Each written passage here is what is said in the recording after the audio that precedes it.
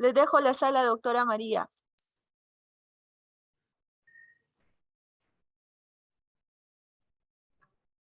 ¿Qué tal? ¿Cómo están? Buenos días con todos y todas. Vamos entonces a iniciar. Ven todo bien, me escuchan, ¿no es cierto? Sí, doctora, se ve su pantalla y se le escucha perfecto. Muchas gracias. Muy bien, vamos a entrar al tema de hoy, un tema pues cada vez más sensible en nuestra realidad. Encontramos cada vez más casos y casos verdaderamente graves en donde se identifican algunas situaciones de esta naturaleza que termina vulnerando en extremo a nuestros niños y adolescentes, fundamentalmente en el ámbito educativo. Cuestiones que tendríamos que, sobre las cuales podríamos incidir, es que en realidad este tema tiene directa vinculación con los derechos humanos de los niños, niñas y adolescentes, ¿no? La Convención sobre los Derechos del Niño, tenemos que recordar que es la norma internacional con efecto vinculante, con rango constitucional, ¿no? Que rige todo nuestro sistema normativo en la especialidad de los derechos de los niños. Esta normativa internacional tiene su nacimiento el 20 de noviembre de 1989 y lo que hace es incorporar, como decimos, los derechos humanos de los niños y se le atribuye a esos también deberes y responsabilidades. Eh, lo que se busca también es en el artículo 27 entender que toda intervención tiene que estar direccionada a superar supuestos de discriminación y favorecer al desarrollo integral de los niños, niñas y adolescentes. Permítanme un segundito, por favor.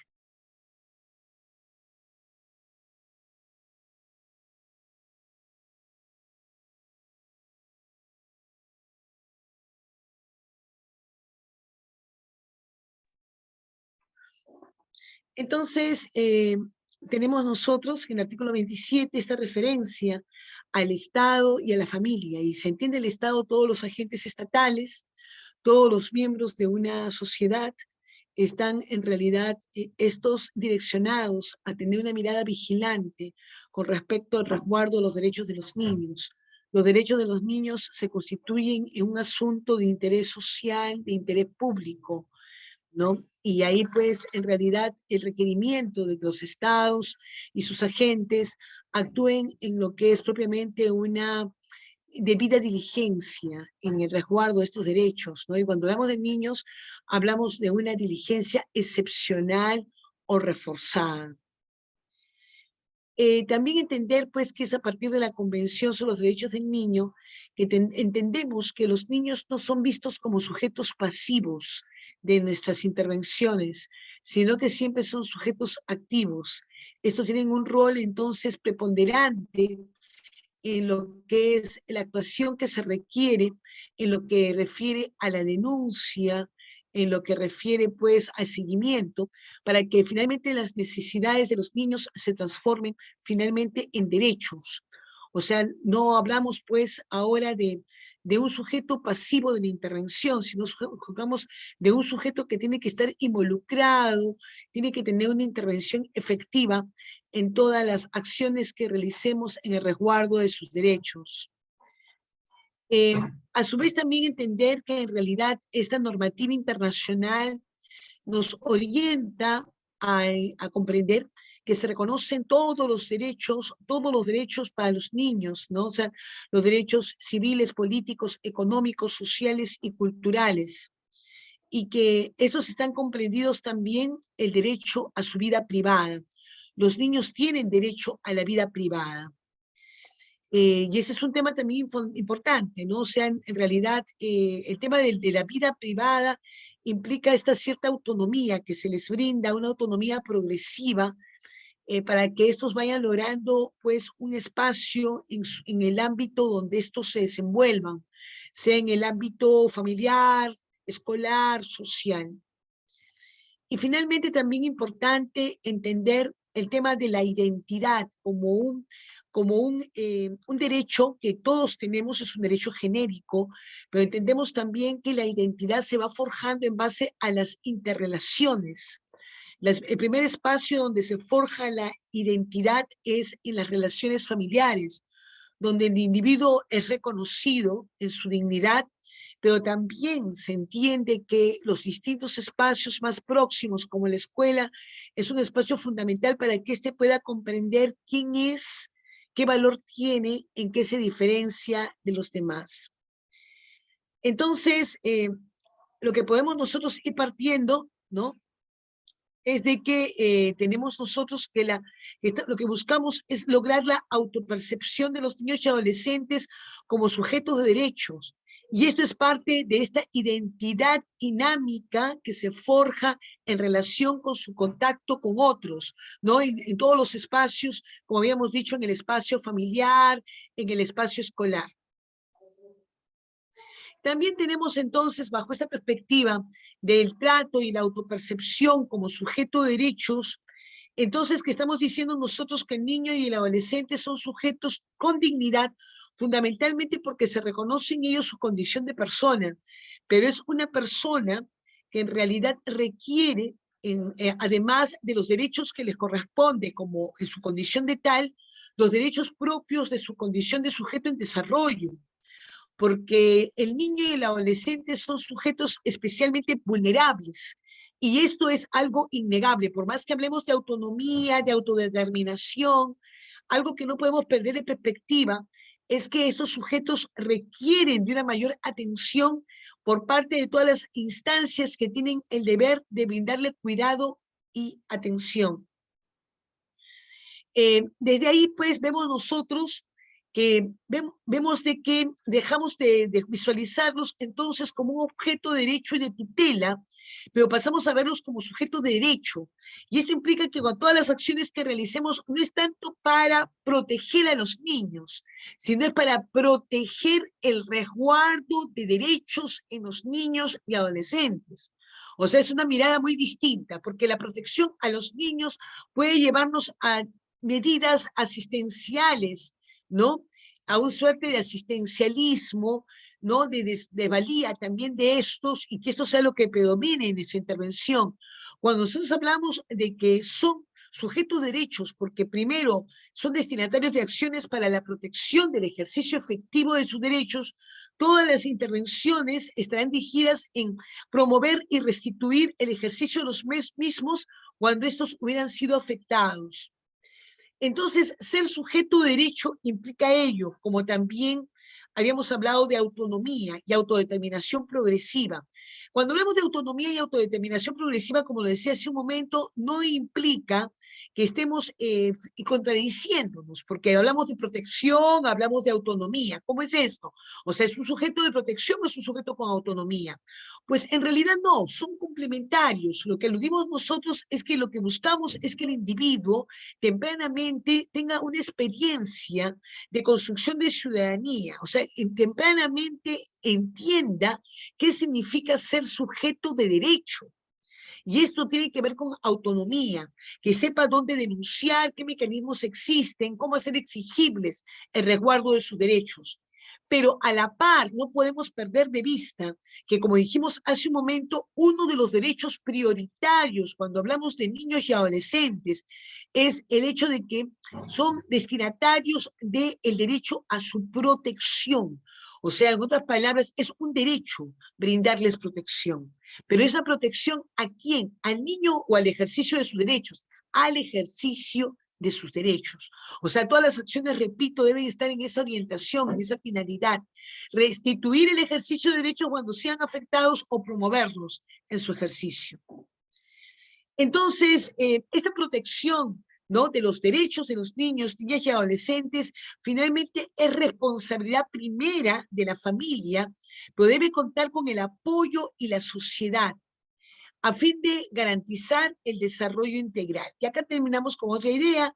En la construcción de ciudadanía resulta fundamental el equilibrio entre la autonomía y la protección de derechos en los niños, niñas y adolescentes.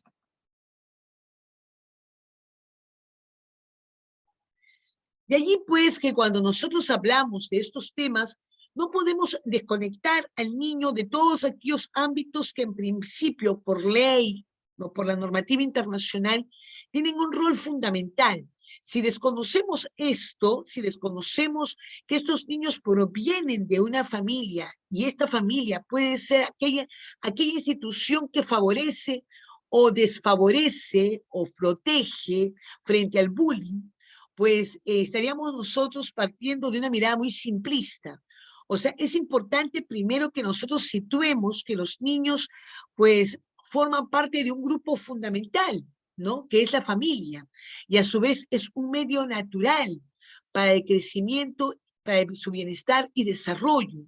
Esto está en el preámbulo de la Convención sobre los Derechos del Niño. O sea, hay algo cuestión que se repite continuamente en toda la normativa. Es más, en nuestra Constitución Política del Estado peruano, la familia es una institución natural y fundamental para el desarrollo y bienestar de sus miembros. O sea, la familia sigue siendo este espacio, ¿no? Y más aún cuando aludimos a niños y adolescentes, donde la normativa parte de una cuestión. No es posible que un niño o un adolescente fuera de una familia. Habrá situaciones excepcionales que llevan a finalmente el actuar supletorio del Estado cuando estos, por ejemplo, se encuentran en desprotección familiar y es necesario llevarlos a un albergue, pero son situaciones excepcionales. Un niño o adolescente no puede estar fuera de una familia, ¿no? Si está fuera de su familia, se considera que está en desprotección familiar. Y la familia, pues, es el espacio natural para fomentar la igualdad de oportunidades también para la niña. Artículo 18 del Código de Niños y Adolescentes habla de este requerimiento, ¿no? De que los padres o sea, los padres asuman cuáles son sus deberes con respecto a lo que es la crianza, el desarrollo integral y velar por el interés superior de sus hijos. En esa medida, entonces, se entiende que la familia sigue siendo el espacio de socialización primaria y de control social informal. ¿A qué nos referimos con socialización primaria? O sea, los niños aprenden en la familia lo que implica una convivencia, lo que implica la ciudadanía. Es en la familia el espacio donde se da mejor el aprendizaje de qué implica ser sujeto que tiene derechos, qué implica ser sujeto que tiene deberes y obligaciones.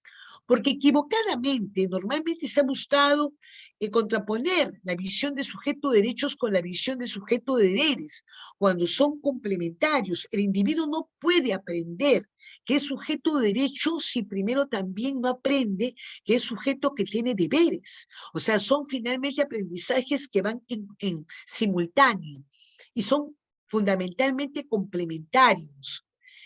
Y a la par también es justamente la familia el espacio de control social informal. ¿A qué referimos con el control social informal?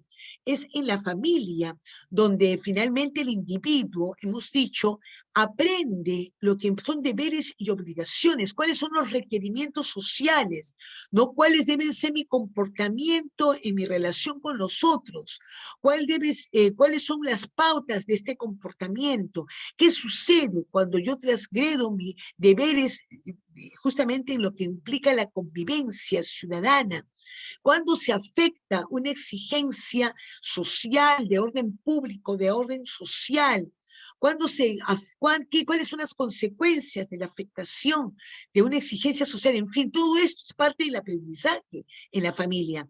Nosotros de manera muy natural y espontánea hemos aprendido en nuestro propio entorno familiar justamente a partir de ello, qué cosas significan las normas, qué significa su transgresión y cuáles son las consecuencias de una transgresión. Y esto lo hemos aprendido en la dinámica familiar. O sea, la familia es un espacio importante de contención, de control, de aprendizaje para los niños y adolescentes.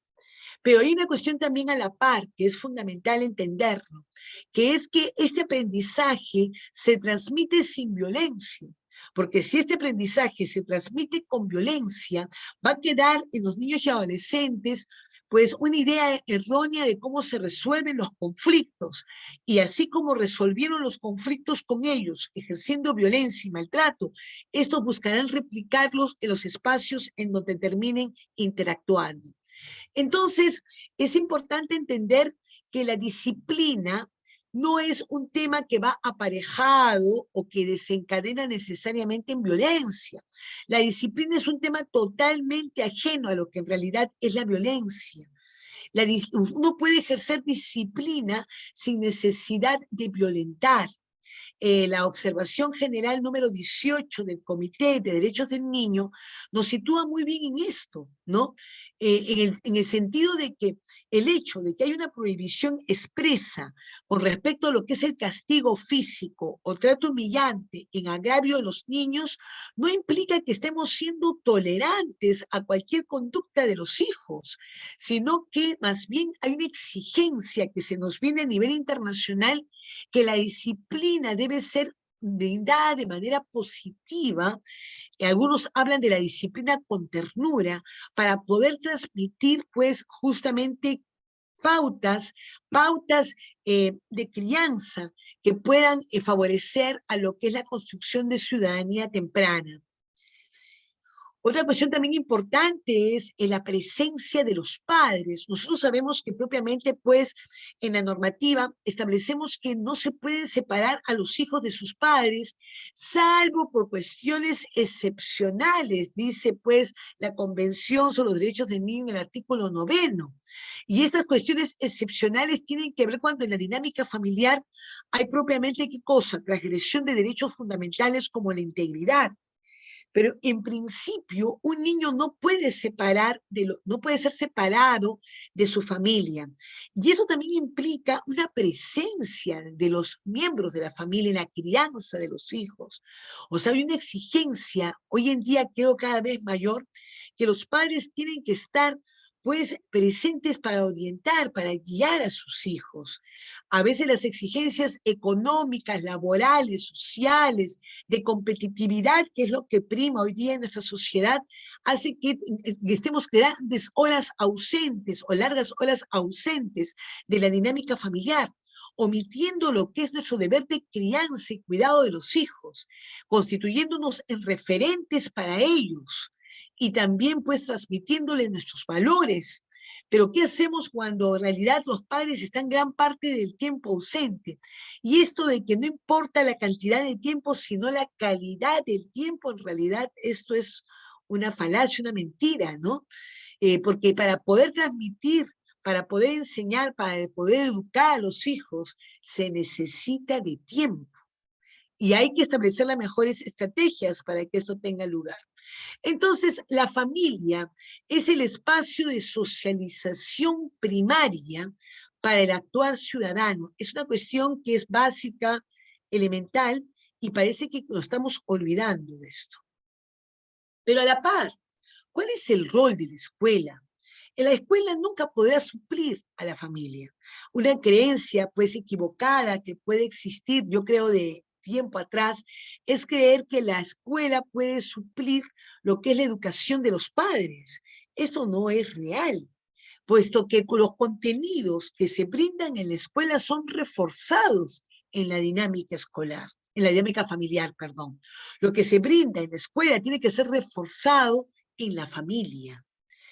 Y por ello es importante entender que tanto la familia como la escuela son parte de la comunidad educativa, ¿no? En la cual pertenece un niño o adolescente. Este mismo es parte de esta comunidad educativa. Entonces, ¿qué es lo que tenemos que plantearnos? En primer lugar, hay que entender que la escuela es un espacio en donde se busca promover y fortalecer, ¿no? Justamente instituciones educativas seguras y libres de toda forma de violencia. O sea, es en la escuela, como también sucede en la familia, donde el individuo no puede sufrir violencia y que más bien debe estar esta cifrada a generar un aprendizaje para que estos logren aprender lo que implica el respeto de los derechos fundamentales de las personas. Por ello, se exige a la escuela que sea un espacio de detección temprana de conductas antisociales para intervenciones efectivas como bullying, hurtos. O sea, en otras palabras, sucede que en la escuela es posible, porque pasan de repente muchas veces más horas que en su familia, o de repente porque tiene la posibilidad de una convivencia continua con sus pares, estos niños y adolescentes pueden ir desarrollando conductas que tienen que ser observables, para de esa manera detectarlos temprana e intervenir también tempranamente en su erradicación, cuando estas son vulneratorias de propiamente normas sociales, cuando el individuo comienza a cometer conductas antisociales. Entonces lo que se quiere en realidad es que la escuela prepare al niño para asumir una vida responsable en una sociedad libre con espíritu de comprensión, paz y tolerancia. Esto es uno de los roles que se asigna a la escuela y la Convención sobre los Derechos del Niño en el artículo 29, literal D. Entonces se trata de fortalecer a esta institución educativa, ¿no?, con una estructura institucional de protección digna y segura en que los propios estudiantes ejerciten sus derechos y responsabilidades. Entonces, es una estructura institucional de protección. ¿De quién? Del niño, sus derechos, de sus derechos. Por ello, la escuela se constituye en un espacio clave y estratégico para fomentar conductas ciudadanas. Esto lo dice la observación general número 1 del Comité de Derechos del Niño. ¿Qué podemos ir entonces nosotros diciendo? O sea, cuando hablamos de justamente de las principales causas, decimos, las principales causas de lo que implica, pues, el que un niño o adolescente se involucre en bullying, tiene que ver con la inacción o propiamente el actuar poco suficiente de la familia y de la escuela para poder prevenir estas conductas, para poder lograr en los individuos de manera temprana, no solamente hemos dicho, el aprendizaje de que son sujetos de derechos, sino que también son sujetos con deberes. Cuando existe una víctima de bullying, como vamos a verlo casi inmediatamente, pues hay una víctima y hay un victimario. Ambos provienen, en su mayoría de casos, de espacios familiares donde predomina la violencia. Entonces, ese es un tema importante, o sea, solamente que cómo estos vivencian la violencia, cómo estos reaccionan frente a la violencia.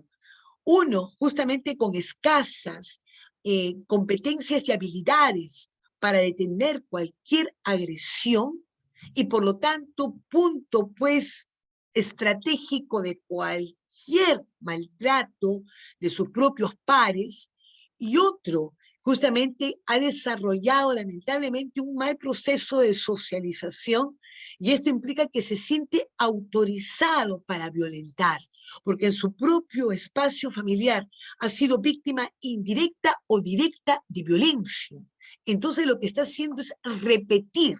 Entonces, todos estos fundamentos, todo esto que estamos nosotros diciendo, en realidad, del rol de la familia, del rol de la escuela, es algo de lo cual carecemos todavía para verdaderamente constituir a la familia y a la escuela como espacios de protección, de resguardo de derechos que favorezcan finalmente al aprendizaje de deberes y obligaciones y a la construcción de una ciudadanía.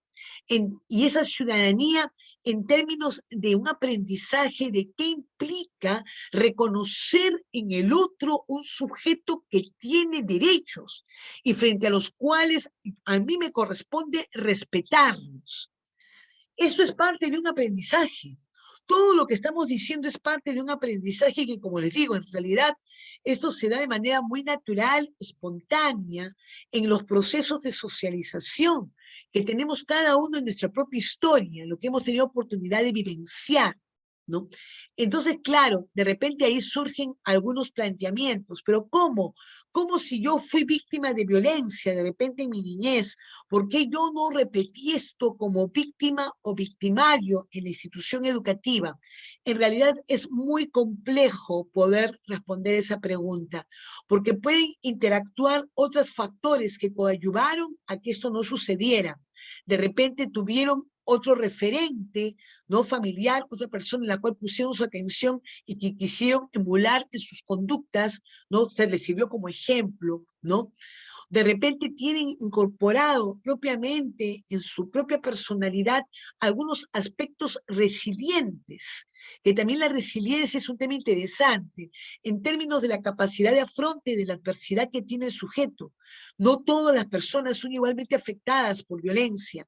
Una padecen más en su personalidad, lo que implica haber sido víctima de violencia, y otras tal vez menos.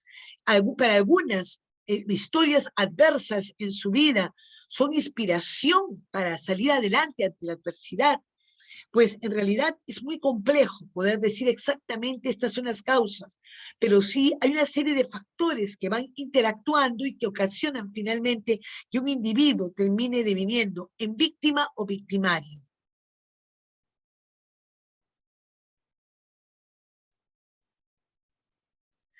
Y es que en realidad lo que estamos entendiendo es que hay una serie de funciones de la institución educativa, y la institución educativa debe también asumir con claridad cuál es su rol. Vemos que la familia es un espacio fundamental, pues también la institución educativa. Ahí lo que se quiere es en realidad lograr que el niño o el adolescente tenga una convivencia escolar libre de violencia y que genere condiciones positivas para el logro de aprendizajes. En realidad está dicho esto por las ciencias, específicamente por las neurociencias, que cuando un individuo padece continuamente estrés, no es el mejor espacio para generarse un aprendizaje. Lo que debe haber es una calma, una atenta calma. O sea, en otras palabras, el individuo puede en calma estar atento a los nuevos aprendizajes, pero si continuamente hay un entorno de violencia ejercido por su propio docente en ocasiones o ejercido por sus compañeros, pues esto genera un impacto negativo en lo que es el aprendizaje. De allí que se requiere promover y fortalecer instituciones educativas seguras y libres de toda forma de violencia, basadas en el respeto a los derechos fundamentales y de las personas. Otra situación que podemos encontrar como una causa de lo que es el bullying, lamentablemente, es que a veces los mismos docentes no han podido estos interiorizar el rol que cumplen en la generación de este actual ciudadano. Y esto implica que a veces ellos mismos, ¿no? Pues someten a cierta humillación a sus alumnos, sea repitiéndoles algún apodo, ¿no? O sea, desvalorándolos frente a sus compañeros. Esta situación es una situación que contribuye, o sea, cuando el docente no sabe asumir su rol frente a lo que implica la construcción de ciudadanía, cuando el adolescente no es un referente importante y digno de ejemplo para poder, pues, aprender lo que es el respeto por el otro, entonces allí es otra de las situaciones en las cuales se genera el bullying, cuando el docente no es capaz de imponer orden en el aula, cuando el docente está ausente de las emociones y sentir de sus alumnos, cuando su única función asumida es dictar contenidos y no involucrarse en lo que puede ser en los sentimientos que van aflorando de sus distintos alumnos. Entonces, ahí un docente poco empático, un docente que termina siendo ausente de lo que implica la interacción con los alumnos en el aula, pues obviamente, lamentablemente, termina siendo generando un espacio propenso para generar bullying. Entonces, lo que se quiere a partir de la 2979 es fortalecer a la institución educativa como una estructura institucional de protección.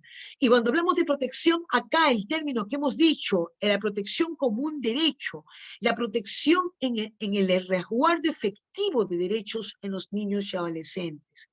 Una institución digna y segura en que los propios estudiantes ejerciten sus derechos y responsabilidades. Es en la escuela en donde tiene que transmitirse, como también en la familia, lo que implica el respeto al otro, el respeto de los derechos del otro, el comprender que yo tengo derechos, pero que mis derechos tienen límite cuando estos afectan derechos de los demás. Eso es fácilmente logrado en el aula, continuamente, hasta lo que puede significar la escucha del otro. La escucha del otro, cuando uno habla, el otro escucha. Y el escuchar es un signo de respeto. Y no tolerar efectivamente ningún tipo de maltrato de ningún nivel. A veces se asume como palomilladas, se asume como bromas, pero en realidad hay que establecer siempre el aula como un espacio de aprendizaje, ¿no? Aprendizaje, como les digo, no solamente de cuestiones de desarrollos cognitivos, de contenidos, pues, de las materias, sino de aprendizaje de convivencia ciudadana. Esto es fundamental. Y de allí, pues, desarrollar y fortalecer la institución educativa para la construcción de ciudadanía. ¿No? ¿Qué significa ser ciudadano? Ahora que hemos estado justamente en fiestas patrias y continuamos festejando. ¿Qué significa ser ciudadano? Eso también va a tener que ver con la experiencia que tengamos cada quien de lo que implica la ciudadanía para poder entender cuál es nuestro rol en relación a nuestros hijos, en relación a nuestros alumnos, de lo que implica poder ser ciudadano. Justamente un espacio ciudadano tiene que ver con este espacio de empoderamiento, donde el individuo, como hemos venido repitiendo, se autopercibe como un sujeto de derechos porque sabe no solamente que los tiene, sino que reconoce instancias donde hacer denunciable la afectación de los mismos. Instituciones educativas que deberían tener, pues, justamente la conformación de todos estos entes generados por esta ley que vamos a conversar en breve, para poder hacer las denuncias respectivas cuando sus derechos han sido vulnerados.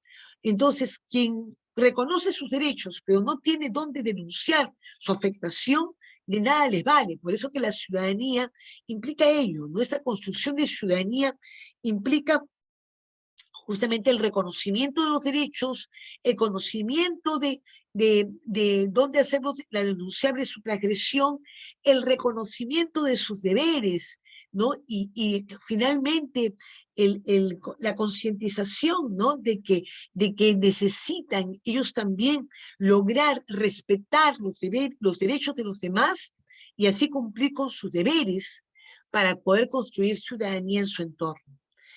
Eso termina siendo básico. Entonces, una de las principales causas, digámoslo yo, podría plantearlo así, de que exista bullying y que vaya en aumento, es justamente porque la familia y la escuela son espacios carentes de estas competencias para desarrollar ciudadanía temprana. Pero ¿qué cosa es el bullying? Ustedes deben haberlo ya visto, es un tema importante, pues es un tema fundamental ver cómo es definido el bullying. Es un tipo de violencia que se caracteriza por conductas intencionales, de hostigamiento, de falta de respeto y maltrato verbal o físico, que recibe un estudiante en forma reiterada por parte de uno o varios estudiantes, con el objeto de intimidarlo o excluirlo, atentando contra su dignidad y derecho a gozar de un entorno familiar libre de violencia. Entonces, vemos cómo se materializa o cómo se expresa el bullying, ¿no? Violencia que se caracteriza por conductas intencionales de hostigamiento, falta de respeto y maltrato verbal o físico. Y en donde vemos finalmente cómo estas conductas hay distintos sujetos, ¿no? Hay justamente el sujeto pasivo, hay el sujeto activo, y hay otros sujetos que también justamente son testigos de lo que implica esta conducta de bullying. Y vamos a hablar sobre eso también y qué implica contar con esos sujetos, ¿no? Entonces, tenemos nosotros conducta intencional, reiterancia en su comisión, afectación de derechos y producido por pares, ¿no? Una característica del bullying no es un bullying, no es que el profesor le hace bullying al alumno, no. Eso no es bullying, eso es maltrato, ¿no? Cuando se da justamente a ese nivel del profesor hacia el alumno, no es un maltrato. Pero cuando hablamos de esta categoría que se ha creado de la interacción de los niños con sus pares, con sus congéneres, y estos son víctimas de algún tipo de, como se dice aquí, de hostigamiento, falta de respeto, maltrato verbal o físico, se le menciona como bullying. Y esto es muy importante para un niño y para un adolescente. O sea, entendamos que estos son individuos que se encuentran en una etapa de formación de su identidad, ¿no? Y al ir formando su identidad, todo lo que ellos necesitan, ir construyendo una identidad positiva. Si ven que, por ejemplo, sus propios pares de sus edades tienen una actitud de rechazo, de negación, esto afecta mucho más. A un adulto no tanto, un adulto podría ser en parte, ¿no? Pero en realidad, como el adulto ya tiene construida su identidad, cuando de repente se encuentra en un ambiente hostil, fácilmente el adulto se retira del ambiente hostil, o si no puede retirarse, incorpora algunos mecanismos para justamente lograr que no le afecte, ¿no? Pero un niño adolescente que está en un ambiente hostil generado por sus propios pares o congéneres, digamos, lo que le afecta, tiene una afectación mayor, porque como hemos dicho, ellos están en un proceso de construcción de identidad. Entonces, todo lo que reciban de su entorno los va a afectar mucho más. De allí que hablamos, pues, del bullying como un tema de afectación, pues, que puede producir efectos altamente negativos y perversos, ¿no? Hasta justamente intentos de suicidio o hasta el mismo suicidio. Que de repente, pues, en nosotros adultos no nos ocasionaría, obviamente, la misma reacción, pero en ellos sí, justamente por encontrarse en esta etapa donde valoran tanto la aceptación de sus compañeros. Entonces, hay una necesidad, sufre más la no aceptación, el rechazo de los compañeros. De allí, pues, que en realidad, cuando hablamos nosotros de bullying, habíamos dicho que teníamos finalmente tres sujetos. El primer sujeto, podemos hablar, es esta víctima de bullying. Esta víctima de bullying, como hemos dicho, es aquella que es fácilmente identificable por sus compañeros como punto de burla. ¿Por qué?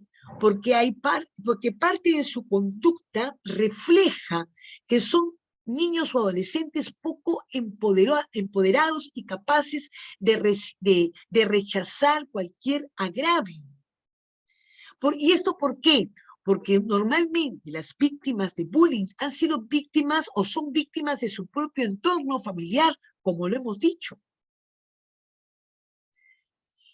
Entonces, el primero es el sujeto pasivo, el otro sujeto activo. El sujeto activo también hemos dicho, es niño o adolescente que va en un proceso de socialización inadecuado, en donde su espacio familiar no se ha constituido verdaderamente en un espacio de aprendizaje para que entienda lo que significa el respeto al otro, donde posiblemente también sean víctimas de violencia directa o indirecta. ¿Y por qué la violencia puede ocasionar que se sea víctima o victimario de bullying? En realidad no hay explicación para ello.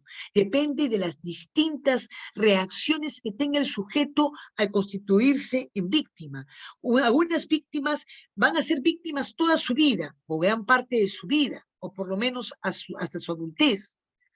Y algunas otras víctimas se constituyen en victimarios. Entonces, estas cuestiones en realidad es importante conocerlas, porque cualquier estrategia de bullying para trabajar en el aula necesita incorporar necesariamente, como hemos dicho, a la familia. O sea, si no tenemos a la familia, ¿no? De parte de la estrategia de bullying de que se trabaje en la escuela, pues estamos perdiendo ahí un actor fundamental para estos aprendizajes de ciudadanía que buscamos generar. Pero no solamente tenemos justamente ahí una víctima y un victimario, sino que también podemos encontrar distintos actores que finalmente se le conoce como el sujeto que observa.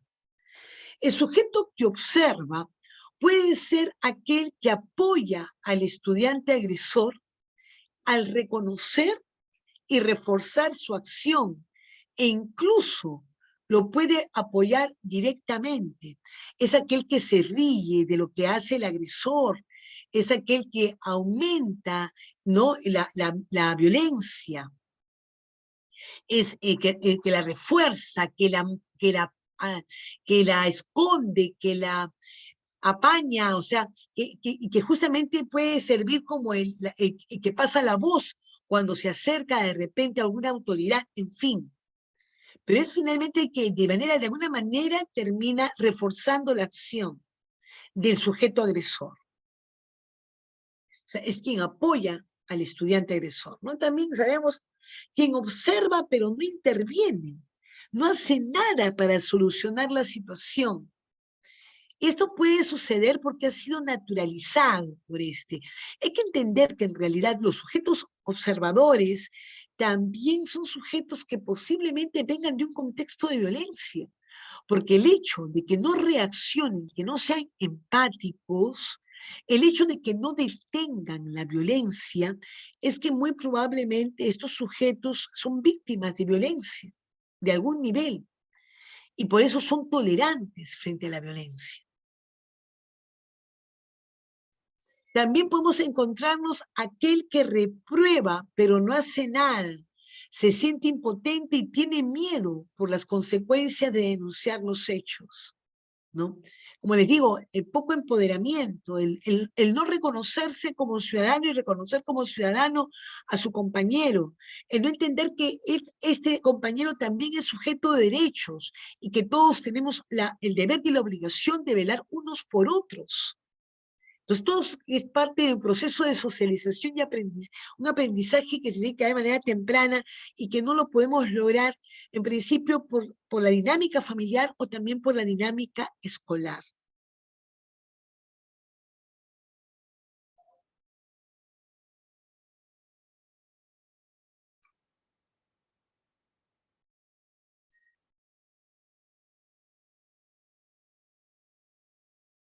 Preguntaban qué significa CDN. Significa Convención sobre los Derechos del Niño.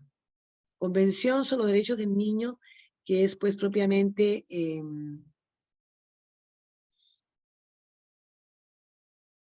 es la normativa internacional con efecto vinculante a la cual hemos hecho mención.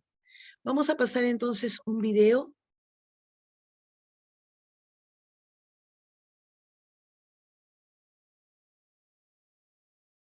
Son las 7:09 de la mañana. El acoso escolar, conocido como bullying, daña profundamente a los niños que lo padecen. En nuestro país se registran 20 denuncias diarias por este tipo de acoso en las escuelas. En el siguiente informe vamos a ver cómo es que se puede detectar, debido a que muchas veces los niños suelen callar por miedo. ¿Qué pasa, Leo? Tu hija se tomó 24 pastillas. Mi hija estaba en el piso y mi señora lo levantó y en verdad sí se había tomado las 24 pastillas. Gracias a Dios a tiempo llegamos al hospital y ya mi hija pudo salvarse. Es el crudo testimonio del padre de un adolescente de 12 años que no pudo soportar que sus fotos íntimas se compartieran de forma viral en el colegio.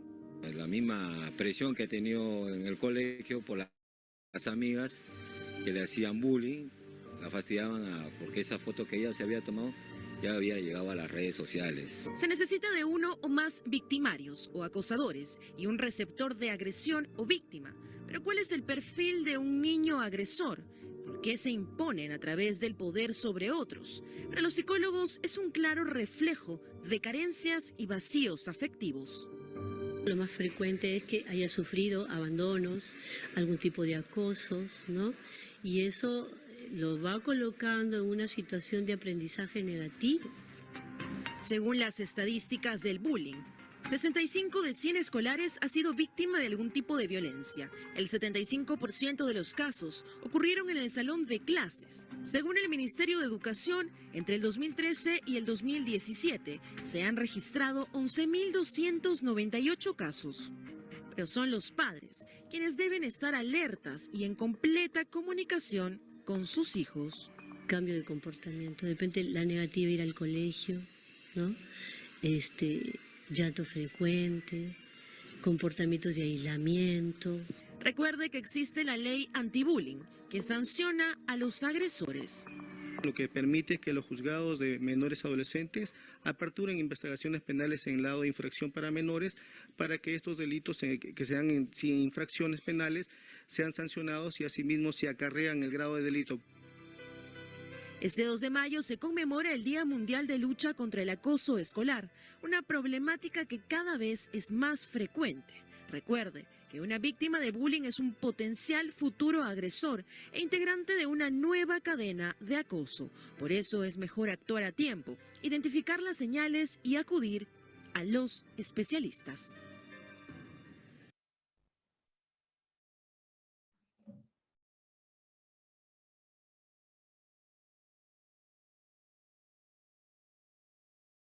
Entonces, bien nos decía el video, ¿no? O sea, los agresores como aquellos que han sufrido algún tipo de abandono, de vacío emocional, de falta de empatía, hay un nivel de agresión.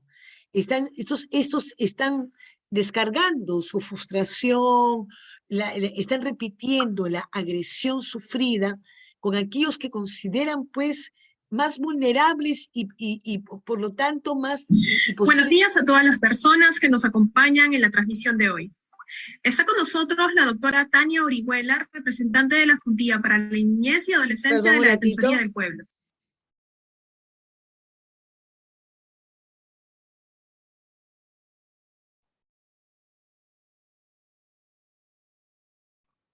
Disculpen, ahora sí. Ok. Entonces, vemos nosotros que estos actores de bullying carecen de estas competencias emocionales para poder ellos ser empáticos con respecto a sus compañeros.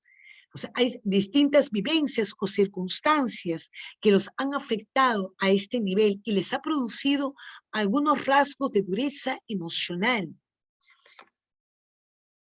Entonces, en base a todo lo que hemos conversado, ¿no? Podemos hablar algunas cuestiones adicionales. Cuando hablamos del bullying, estamos hablando de fundamentalmente en el aula escolar, el bullying en la escuela, ¿no? Esta ley 29.179, conocida como la ley anti-bullying, es justamente aquella que se sitúa en el aula. O sea, es en el aula donde tienen lugar estas conductas. Otra cuestión que es importante, la intencionalidad, y la intencionalidad tiene que ver con producir daño, ¿no?, al más débil o vulnerable.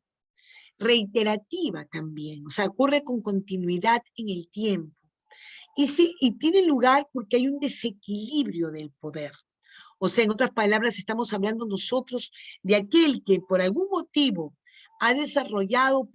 se ha desarrollado más físicamente, a uno de los compañeros, o en todo caso, pues, tiene más respaldo de su entorno, es un líder negativo, y esto, pues, finalmente es lo que le da más poder con respecto a la víctima. Y bueno, las distintas formas como se manifiesta el bullying también dados desde ya por la normativa. Lo importante es que en realidad deje de visualizarse como una cuestión privada. O sea, esto es un tema importante, ¿no? De repente el bullying no es un tema reciente. Nosotros seguramente hemos sido, de alguna manera, testigos de bullying propiamente en las instituciones educativas donde hemos estado. Es algo que hemos visto, pero no le hemos prestado atención. ¿no? En realidad, posiblemente lo hemos visualizado más como una cuestión privada, ¿no? Más que como una cuestión propiamente en donde nosotros tendríamos algún nivel de injerencia. Hoy en día, entonces, es importante que deje de visualizarse más bien como una cuestión privada y pongamos mucha atención en las consecuencias que puede producir estas agresiones, ¿no? Y esto lo hemos dicho, ¿qué consecuencias de todo lo que hemos venido diciendo? Por ejemplo, esta construcción de identidad. O sea, estamos afectando la construcción de identidad de un individuo por la falta de respeto, ¿no?, a su persona, lo estamos afectando.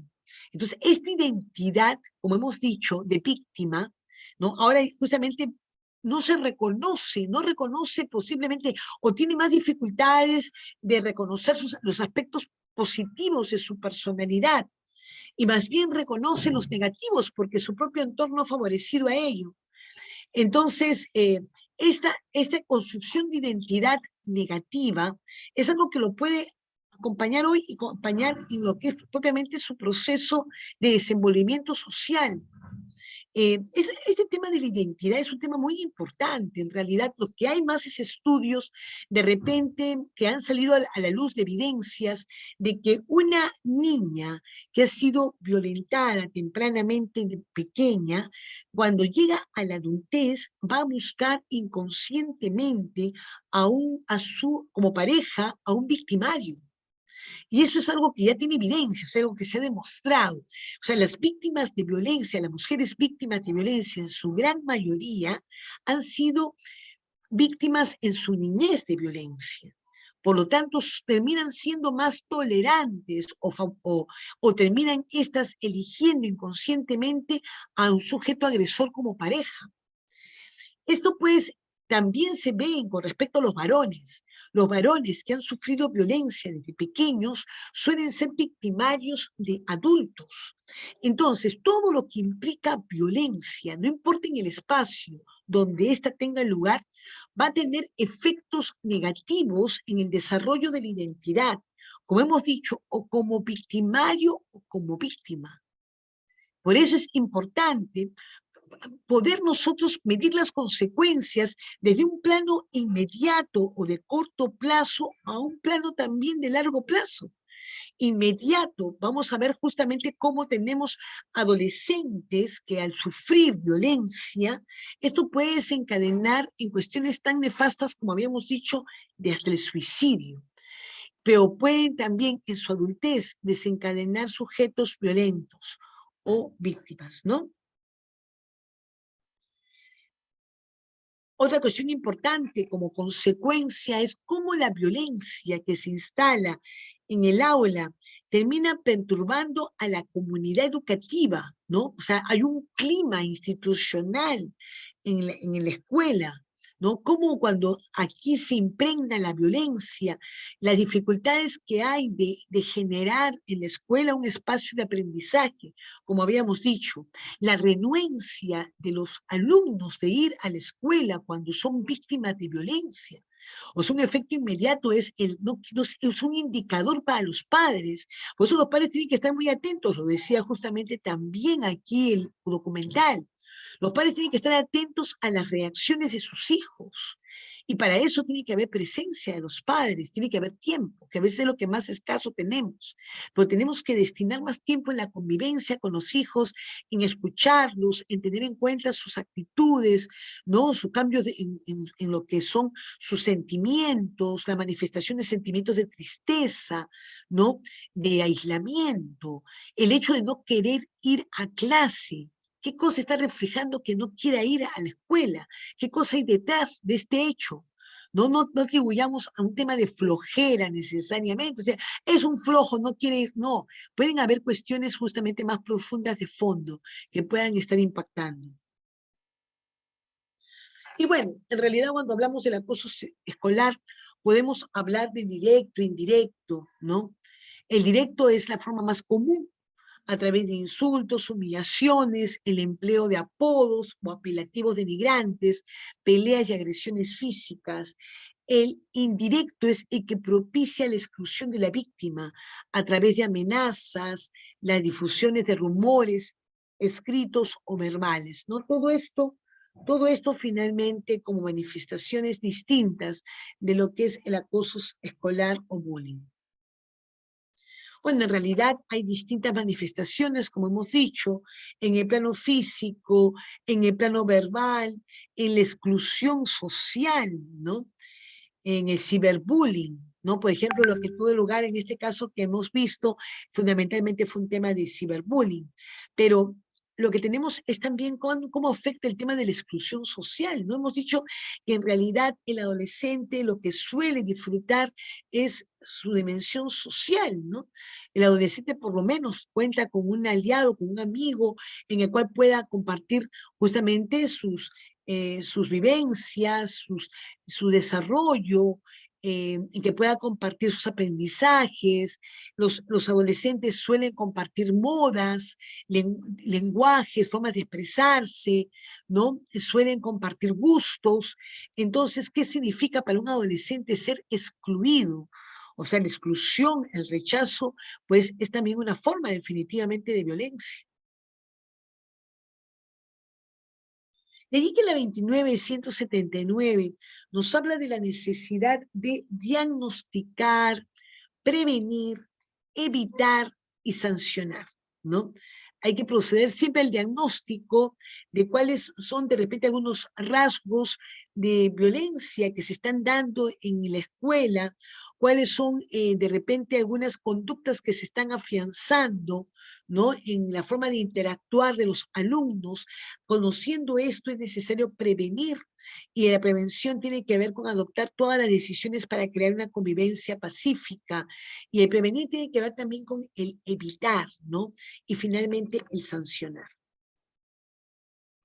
Para eso en realidad hay todo un manual interesante, prevención y atención frente al acoso entre los estudiantes. Eso se manifiesta en este manual, está la aplicación de cómo justamente qué debe considerar una institución educativa en la aplicabilidad de la 29.179.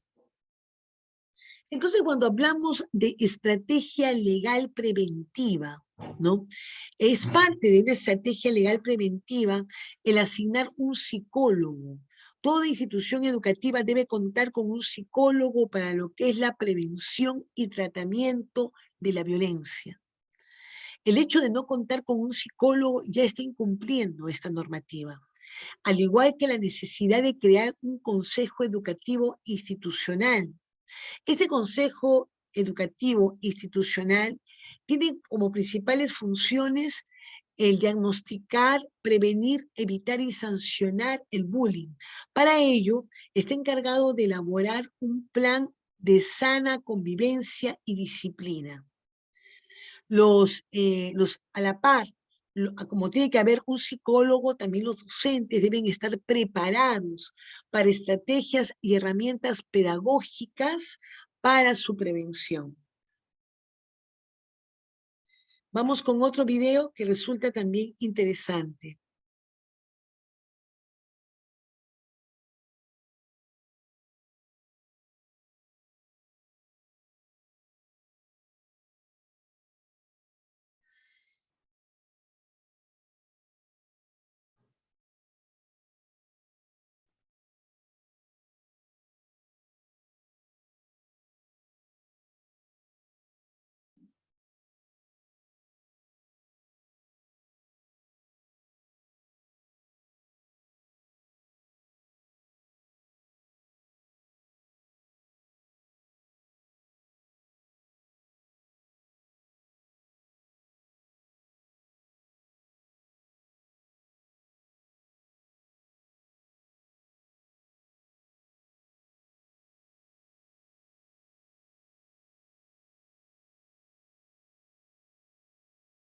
propósito de esto, cuáles son las medidas, cuáles son las sanciones, cómo se puede cambiar de conducta a estos menores, toda vez que nos explican que vienen de familias probablemente disfuncionales, en donde la violencia es el ejemplo. Le preguntamos a Freddy Sánchez, especialista en convivencia del Ministerio de Educación. Señor Sánchez, buenos días.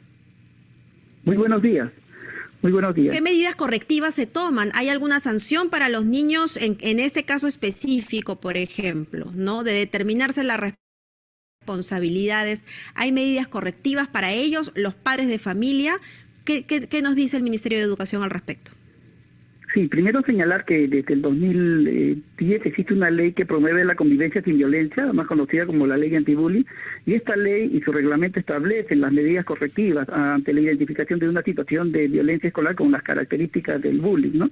Y todo está orientado a un trabajo también más socioeducativo con los estudiantes, entendiendo que los estudiantes están en un proceso de crecimiento y desarrollo, ¿no? Pero ¿cuáles son esas medidas correctivas? Perdón, yo le pido para abreviar, porque a ver, las madres de familia, en este caso, la madre de familia, ¿qué garantías tiene que su hijo no vuelva a ser atacado o que otros niños queden expuestos ante la violencia de estos, repito, son pequeños, pero tienen el ejemplo de la violencia en casa? La primera medida es asegurar, y esa es una responsabilidad del director y del Comité de Gestión del Bienestar, antes denominado Comité de Tutoría, que esta situación de violencia cese en la escuela, ¿no? Y establecer, por ejemplo, acciones reparadoras dentro de la escuela. Por ejemplo, se trabaja todo el tema de resolución de conflictos sin utilizar la violencia en el aula, con los docentes, ¿no? Se establece cuestiones de medidas también de prevención y seguimiento por parte de los docentes del aula. Y es, lo que yo también quiero enfatizar, es muy importante diferenciar estos hechos de violencia, que es el bullying, con otros hechos de violencia que tienen la característica de prácticamente lesiones, ¿no? ¿Qué es lo que ha pasado? ¿Estos niños son suspendidos, los responsables son suspendidos, son expulsados? ¿Qué medidas se toman con los padres? Porque o queda así, digamos, en reflexión al respecto y esperando un cambio de actitud. Sí, primero no podemos expulsar, con eso no solucionamos este conflicto, tenemos que enseñarle a los niños a resolver estos conflictos sin utilizar la violencia, porque expulsar no resuelve el conflicto, ¿no? Lo que hace simplemente es agravar y promover que este incidente se traslade a otra escuela, ¿no? Lo importante también yo quería enfatizar es que los medios de comunicación también cumplen un rol fundamental. Este hecho es importante evaluarlo porque la conflictividad siempre va a existir en el aula. Lo importante es cómo esto se resuelve sin utilizar la violencia, ¿no? Sí, pero no al punto de llevar a un niño a un hospital, ¿no? Producto de los golpes. Pero, señor Sánchez, yo no sé si es que hay un conveniente, diríamos, monitoreo, ¿no?, de la conducta de los alumnos en los colegios. O sea, no es reaccionar una vez que se ha consumado el hecho, sino de alguna manera trabajar en la prevención, el respaldo psicológico. No sé si en los colegios existe el suficiente personal necesario, hablo de psicólogos, para poder respaldar justamente a los alumnos y complementar la labor de los maestros. Carlos, desde el 2018 existen unos lineamientos para trabajar la buena gestión de la convivencia en todas las escuelas del Perú, ¿no? Y lo que intenta justamente es priorizar el tema preventivo. En este caso se acompaña también con especialistas de convivencia escolar que están en las unidades de gestión educativa local, que brindan asistencia técnica a los directores y docentes justamente para trabajar políticas de prevención. De acuerdo.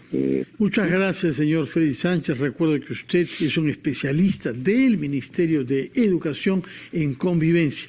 Nos está explicando qué medidas preventivas se adoptan en este caso. Ojalá que sean eficaces, que se eduque a nuestros niños en el rechazo de esas formas de comportamiento bravucón colectivo, en este caso además ensañamiento violento contra un muchacho de una familia de extranjeros establecida en nuestro país. Recordemos que tenemos 3 millones de peruanos que viven fuera de nuestro país. Más nos vale saber tratar bien a los extranjeros acá para que nos traten bien afuera. Muchas gracias, señor Freddy Sánchez, que tenga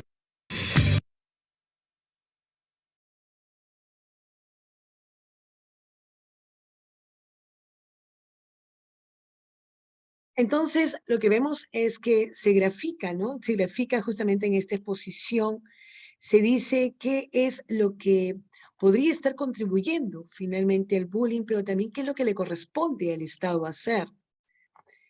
Y al Estado, pues, le corresponde dar aplicabilidad a esta norma de la cual se parte el requerimiento de la prevención.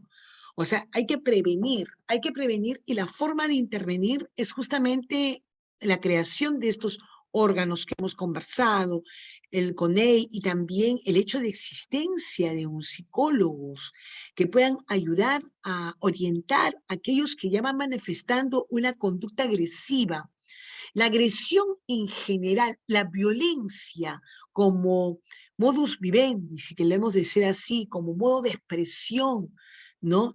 Esto va en aumento, la violencia es siempre un tema de escalonada, ¿no? Un sujeto, más si es que de niño o adolescente va manifestando alguna conducta violenta, es el momento de detectarlo y de erradicar esta conducta violenta en el sujeto, porque de lo contrario va a tener distintas manifestaciones y ante distintos sujetos. Y esto es en realidad algo que hay que atender, ¿no?, de manera pronta y efectiva. Por lo tanto, pues, ¿qué cosas se podría proponer para en temas de preventivo? O sea, es necesario en realidad que desde el aula, desde la convivencia en el aula, se tenga en claro lo que es el encuadre.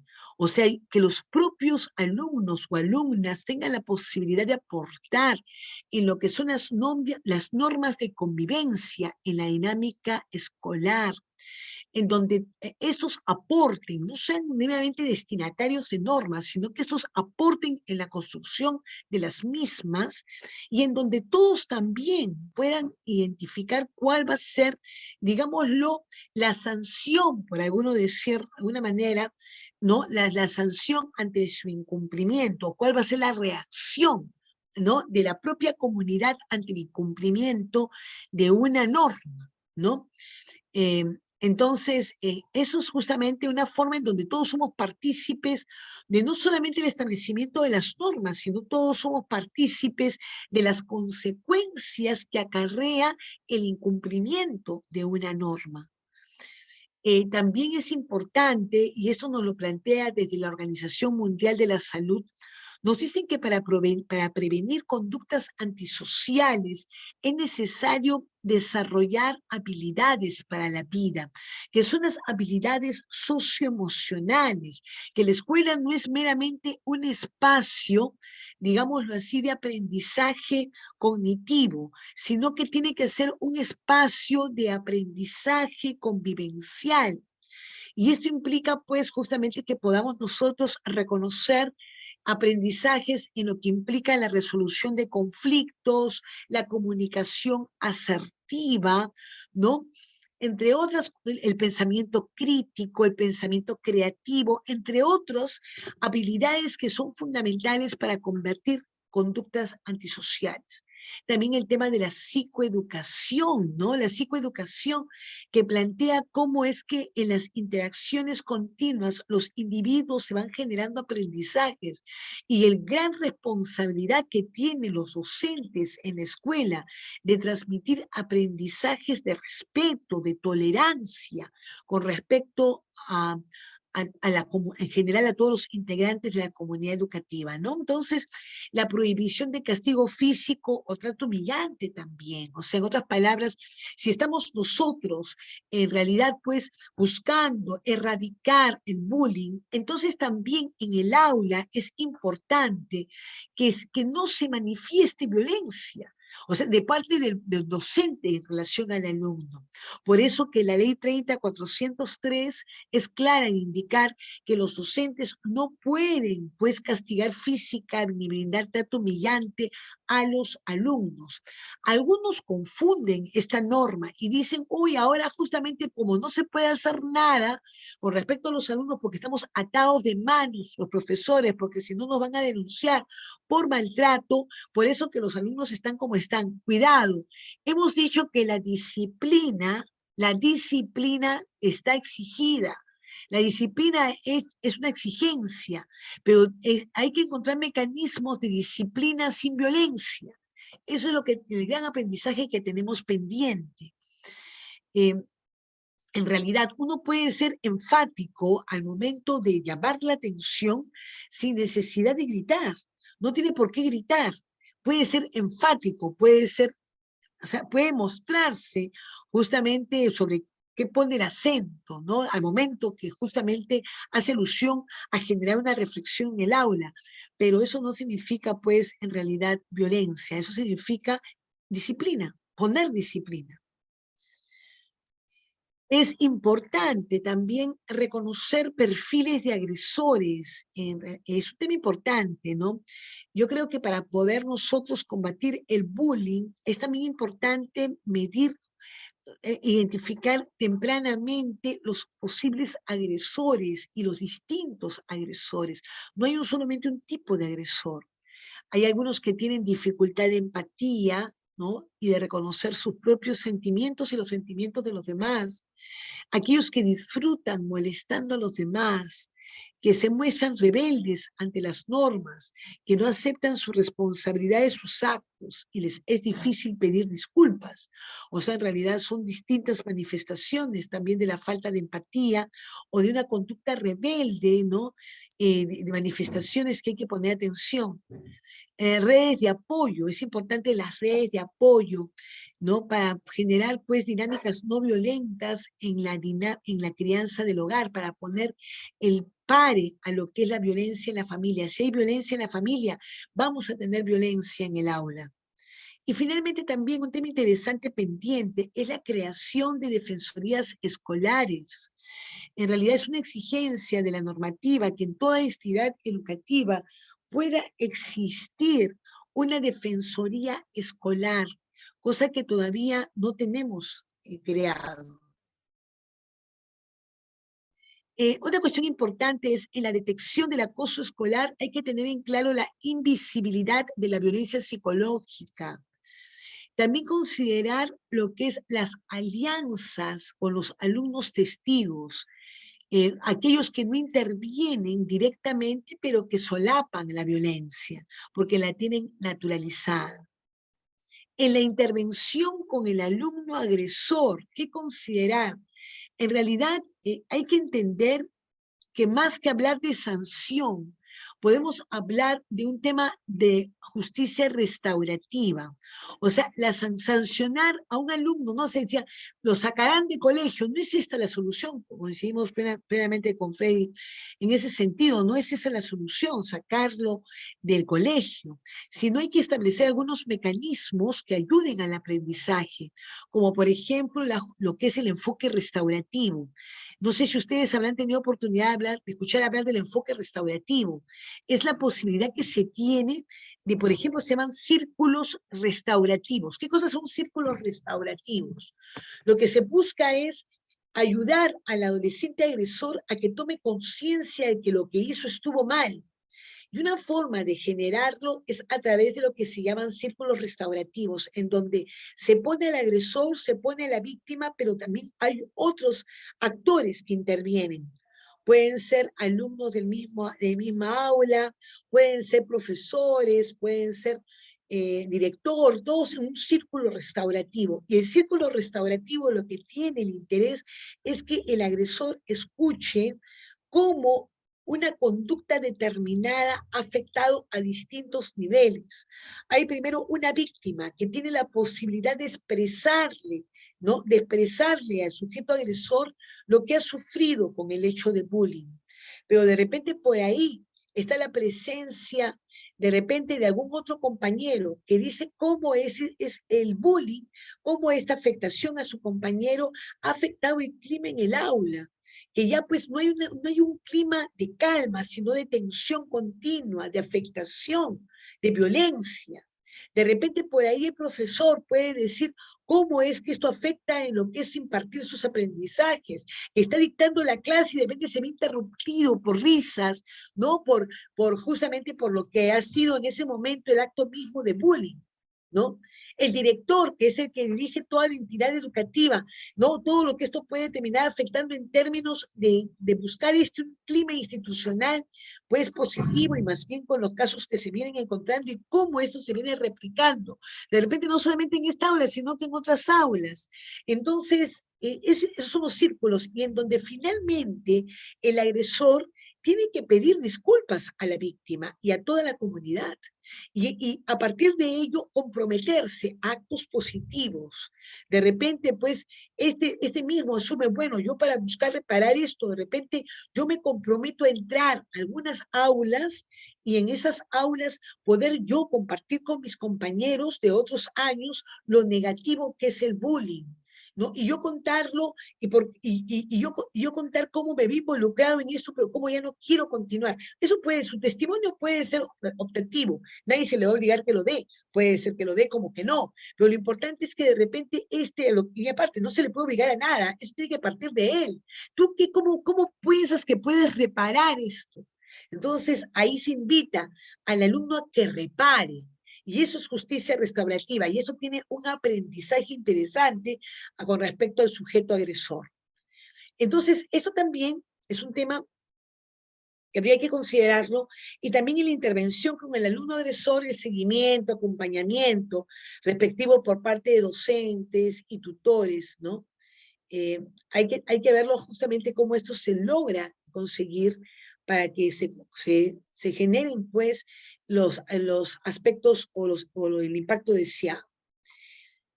Entonces, hay que tener en cuenta una cosa importante, ¿no? Hay que tener en cuenta algo que cuando la institución educativa no interviene, ¿no? Está siendo como parte cómplice de lo que está sucediendo. Y de allí, pues, está el artículo 69 del Código de Niños y Adolescentes, en el cual, pues, se compele a que se actúe. Porque una de las causas del bullying es justamente la inacción de la institución educativa. Cuando la institución educativa, a través de los docentes o a través del director, omiten tomar cartas en el asunto para ponerle término. De allí que el artículo 69 del Código de Niños y Adolescentes nos habla de lo que conocemos como contravenciones. Las contravenciones tienen que ver con la omisión en el cumplimiento de las funciones por parte de la institución educativa. Entonces, estamos hablando de distintos actores involucrados ya justamente con respecto a poner término a lo que es esta manifestación del bullying. Tenemos un docente que puede detectar y tiene que atender y denunciar ante el CONEI, ¿no? Justamente este consejo que hablábamos más temprano, ¿no es cierto? Este consejo educativo institucional es aquí un ente articulador importante. El padre también puede denunciar la agresión sufrida por su hijo. Y todo esto, pues, lo puede poner en conocimiento del CONEI o directamente al director. El director convoca y orienta al CONEI al conocer un caso. Y el director finalmente informa a los padres de los agresores y las víctimas los resultados de esta investigación. El CONEI es la que investiga en 2 días y resuelve en 7 días. Entonces, toda institución educativa tiene la obligación de crear este Consejo Educativo Institucional. No hacerlo es entrar en contravenciones. Las contravenciones, como les dije, está contemplado en el artículo 69 del Código de los Niños y Adolescentes, y a lo que da lugar es a una multa que se puede fijar a la institución educativa cuando ha incumplido sus deberes al respecto. ¿Qué más hay al respecto? Procedimientos. O sea, estamos hablando de que las instituciones educativas a través de CONEI tienen que crear un reglamento interno que pueda justamente ayudar a resolver estos casos, ayudar a detectar, a prevenir, a detener, ¿no? Todos esos casos. Tenemos, por ejemplo, en primer lugar, cualquier integrante de la comunidad educativa debe informar oportunamente bajo responsabilidad. Cualquier integrante, un suceso de bullying tiene que ser inmediatamente denunciado. El director y el equipo responsable bajo responsabilidad debe adoptar medidas necesarias, inmediatas. Al no adoptarse medidas, el gran riesgo es que continúe el bullying y vaya en aumento. El director y el equipo de responsables convocará a los padres de familia, a los estudiantes, víctimas, agresores y espectadores para informarles lo ocurrido y adoptar medidas de protección y correctivas. Qué importante sería que en realidad, en este momento que se convoca, es lo que podría ser este plano del círculo restaurativo que les he hecho mención. El director derivará a las y los estudiantes que requieran una atención especializada en las demunas, en los establecimientos de salud, entre otros. El responsable de la convivencia democrática realizará el seguimiento de las medidas de protección, medidas correctivas y compromiso de los padres de la familia y estudiantes. El equipo responsable de la convivencia democrática en coordinación con el director acompañará a las familias de los estudiantes, víctimas y agresores, solicitando informes de las instituciones especializadas. Todo esto tiene que tener, o sea, no contar con un reglamento interno también de cómo va a proceder el director, cómo va a proceder este organismo de CONEI, ¿no? ¿Cómo van a reaccionar con tanto de medidas de protección y correctivas? Pues en la inexistencia de este reglamento también da lugar a que una institución educativa incurra en una contravención.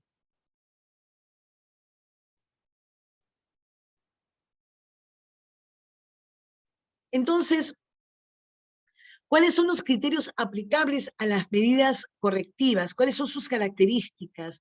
¿Son claras y oportunas, reparadoras, acuérdense, hemos hablado de justicia restaurativa, reparadoras y formativas, respetuosas a la etapa de desarrollo, respetuosas a la integridad, pertinentes al desarrollo pedagógico, proporcionales a la falta cometida, establecidas formalmente por la comunidad educativa, respetuosas a los derechos de los niños y adolescentes, consistentes, equitativas e imparciales, relacionadas con la promoción de la convivencia democrática.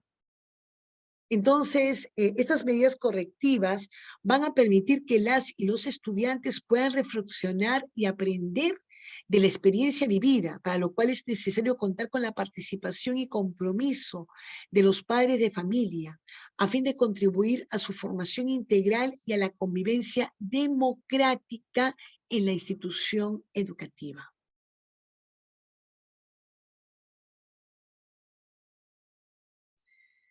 Bueno, en realidad, ¿cuáles son los entes que tienen acá la obligación de seguimiento de este cumplimiento de este plan y de propiamente, pues, lo que vendría a ser las medidas correctivas y de protección?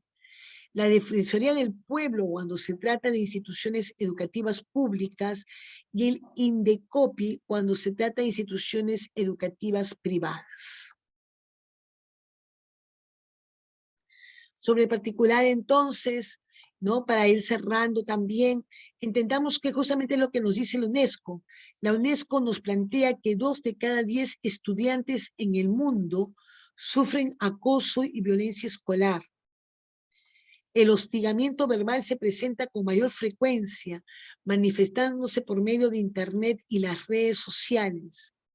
Se calcula que cada año hay 246 millones de niños y adolescentes sometidos a una forma u otra de violencia en el entorno escolar por motivos relativos a su físico, orientación sexual y por su origen o nacionalidad.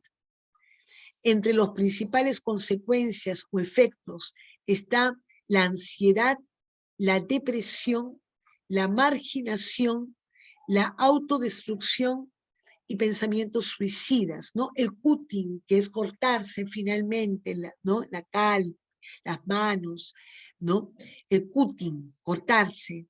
O también podríamos justamente reconocer lo que hemos conversado, un principal efecto es la construcción de una identidad negativa en términos de una víctima que se constituirá siempre víctima o de un agresor que continuará siendo agresor porque primero fue víctima.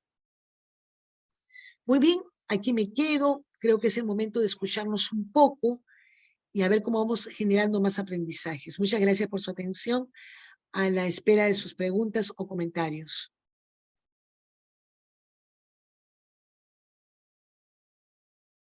Doctora María, tenemos una pregunta en la caja de comentarios. Se lo voy a leer, por favor. ¿Cómo no? El doctor César Warok dice cuál debe ser la acción del docente si las autoridades educativas no toman acciones y la situación llega a agresión física. Bueno, en realidad este tema es un tema bastante delicado, que la institución no llegue a reaccionar al respecto. Como hemos dicho, hay casos que han llegado hasta la Corte Suprema, porque han sido conducidos primero por instituciones o sea, de mérito, decimos nosotros, juzgados, cortes superiores y finalmente llegó a la Suprema. Y fue sancionado el colegio, ustedes recordarán, La Salle, ¿no? ¿Por qué? Porque no contaba justamente con ninguna reacción en relación a la 2979. No se había creado ningún organismo, ¿no? Para justamente detectar estos casos, prevenir, atender, y no tenían un reglamento interno. Entonces, yo creo que lo que debe hacer un docente es justamente alcanzar a los directivos de la institución educativa alcances sobre lo que implica esta ley y las sanciones que ya han venido dándose a instituciones educativas con multas a pagar, multas altas por no haber dado cumplimiento a esta exigencia normativa. Debiera generarse un espacio de interacción, ¿no? Justamente del director con los profesores, ¿no? Cuando haya oportunidad de reunión, en donde se toque este tema y se alcance la normativa con su respectivo reglamento. Yo creo que un profesor tiene la obligación de no mantener esta situación de omisión, sino más bien involucrarse en hacer reaccionar a las autoridades educativas de que tienen que dar cumplimiento a la ley.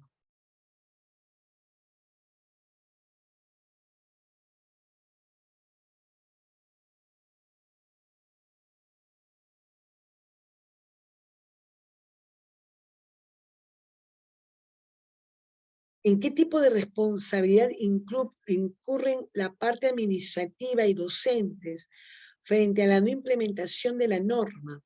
Yo, bueno, considero que en realidad aquí hay una omisión que es compartida porque hay que entender que la comunidad educativa está conformada por no solamente la dirección, sino la dirección, los docentes, los padres de familia.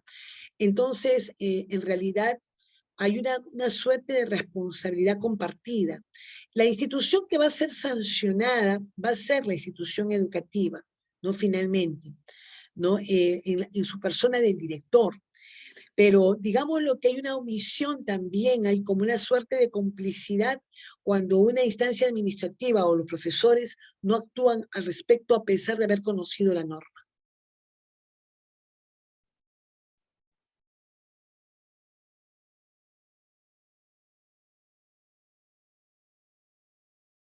Me preguntaban cuál es esa ley anti-bullying contra los agresores. Es la 2979 con su respectivo reglamento. Esta ley anti-bullying justamente establece la creación de un órgano dentro de la institución educativa que favorece a lo que es justamente la determinación de la investigación de los casos y los respectivos medios correctivos, ¿no? O de protección a la víctima, ¿no? Como les decía, es importante que en estos medios correctivos que se utilicen se establezca un mecanismo reparador, restaurador a la víctima. De ahí pues poníamos énfasis importante en la justicia restaurativa.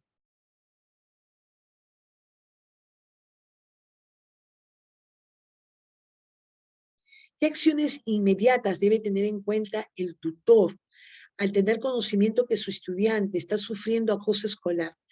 En realidad, lo que se esperaría es que el tutor de manera inmediata ponga en conocimiento del director y también que justamente que haya un organismo que hemos venido diciendo, es el Consejo de CONEI, que se haya sido creado en la institución educativa.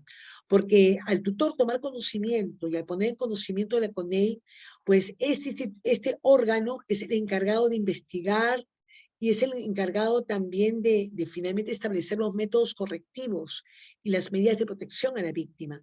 La no existencia de este órgano en la institución educativa lo que genera es responsabilidad del incumplimiento de la ley que hemos llamado como contravenciones, artículo 169 del Código de los Niños y Adolescentes.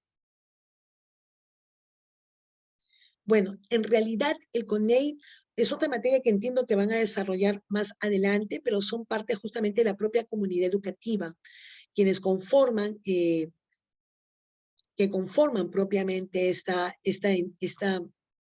este órgano. Lo conforman justamente son parte de la institución educativa, no son personas ajenas. Son nombrados, pues pueden ser los propios docentes, ¿no? Aquellos justamente o parte de los administrativos que pueden ser nombrados para que puedan asumir esta función.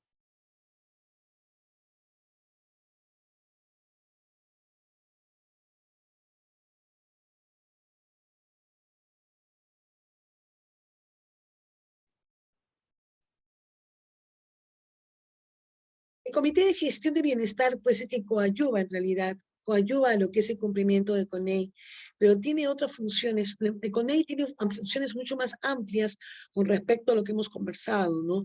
Acciones de prevención, de atención, de supervisión, de todos los acuerdos que se van tomando.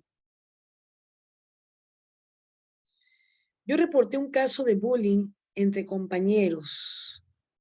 La plataforma así se ve, pero la profesora y directora minimizan porque dicen son niños, es parte de...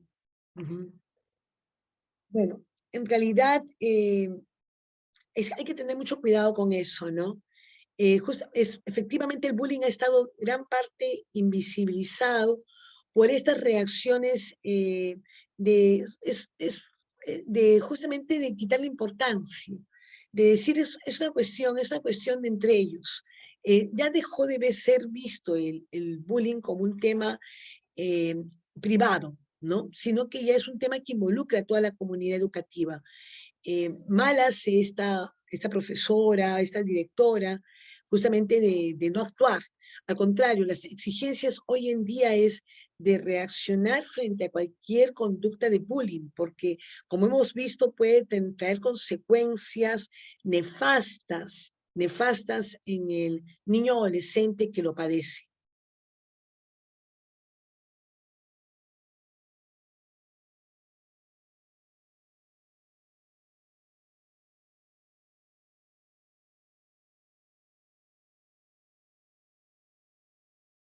Muy bien, de repente voy a continuar con un tema que también estaba tentada a desarrollar.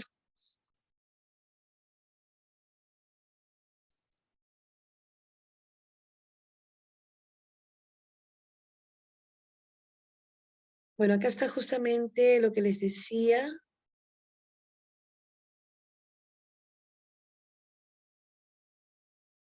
Bueno, ese tema, pues, en realidad, son temas que han salido a medios, realidades, y que tienen que ver con el hecho, bueno, definitivamente, si este tema ha llegado a mayor, ha sido por una inacción temprana de la institución educativa.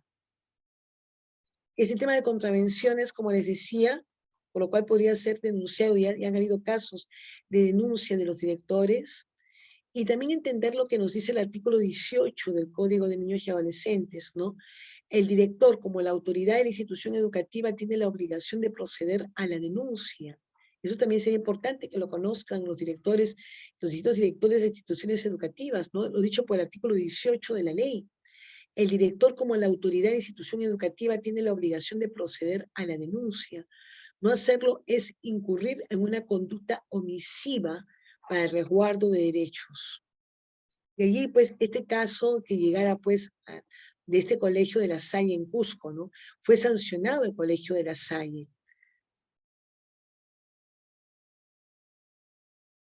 Y acá, pues, en realidad, es un tema importante poder identificar que algunos adolescentes o niños pueden incurrir en infracciones a la ley penal, porque el bullying puede tener distintos efectos en términos de lesiones. La ley justamente tipifica la ley penal cuando un sujeto incurre en un delito. Pero claro, cuando hablamos de menores de 18 años, lo que tenemos es que la ley reconoce desde los 14 años responsabilidad penal. El menor de 14 años no tiene responsabilidad penal, el menor de 14. Para tener responsabilidad penal tienen que ser mayores de 14 años.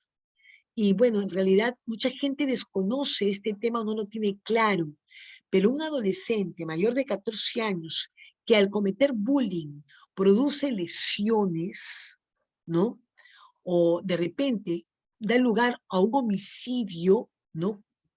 Culposo, o sea, no con intención, sino por negligencia.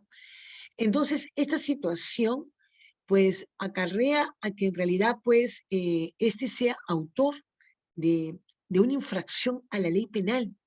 Un adolescente mayor de 14 años puede ser privado de libertad. No sé si conocen esto, pero sí hay una responsabilidad penal en los mayores de 14 años.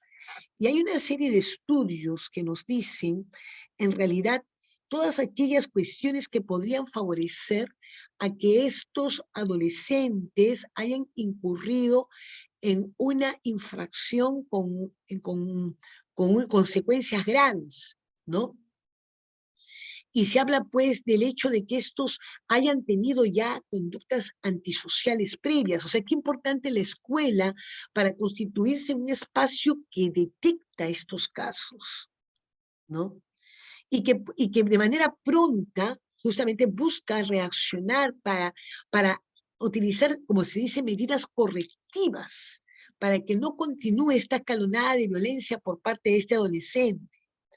La historia de violencia en el hogar, la historia de maltrato infantil, ¿no? La historia delictiva de los padres, la separación temprana de los padres, el rendimiento en la escuela, que es justamente, muchas veces los autores de bullying son los que no les va muy bien en el rendimiento escolar, o aquellos que también de alguna han sufrido rechazo en algún momento.